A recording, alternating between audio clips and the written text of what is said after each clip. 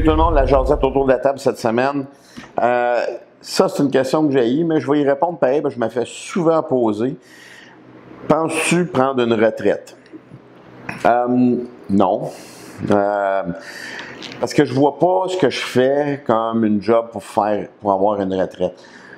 Par contre, je vais probablement diversifier mes opérations, puis comment que je travaille, puis mes heures.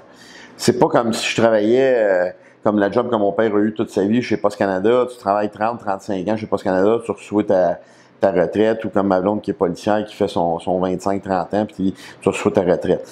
J'ai jamais vu ça comme ça en tant qu'entrepreneur. À ceux qui nous écoutent, si vous êtes des entrepreneurs puis vous prévoyez faire une retraite, ben, comme on dit en bon français, your shit is broken. Parce que je pense pas que c'est la façon de voir les choses. Je pense pas que si vous êtes en business, que vous devriez nécessairement dire à 40, 50, 60, peu importe, je vais prendre une retraite. Vous allez toujours rester actif. Puis je vais vous dire pourquoi. Parce que quand vous avez une attache, non seulement financière, mais émotionnelle par rapport à une place que vous avez bâtie de vos mains, puis vous devez vendre 100% de vos actions pour faire un montant d'argent. On va prendre un chiffre qui me sort des fesses, là, mettons 1 million. Mais vous allez avoir 1 million, mais votre effet sentimental vaut beaucoup plus que ça. Fait que vous allez vouloir garder peut-être un 10, 15, 20, 25% des actions. Fait que vous ne prendrez jamais de retraite parce que vous allez rester sur le comité, vous allez rester sur le board. Par contre, vos obligations risquent d'être beaucoup moins élevées. C'est un peu comme ça que je vois le SSP et puis ma vie en tant qu'entraîneur. Je me suis retiré de l'entraînement, comme j'ai dit dans une autre capsule. Je me suis retiré de l'entraînement pour faire place à la nouvelle génération que moi j'ai formée pour plusieurs raisons, raisons de santé à raison de famille. Et aussi, j'ai besoin un peu plus de temps pour travailler sur mes compositions, mes rédactions, l'école aussi. Donc, la retraite, c'est pas vraiment quelque chose que je vais envisager. C'est pas quelque chose que je pense qui, pour moi, est important.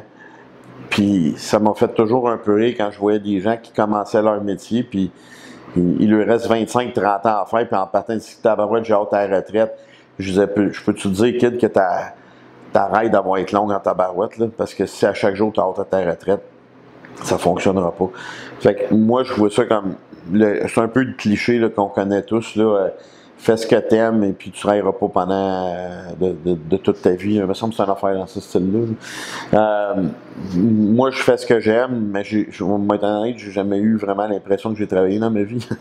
j'ai travaillé pour la ville peut-être 1 an ou 2, Post Canada peut-être 2-3 ans. Là, j'avais l'impression que je travaillais.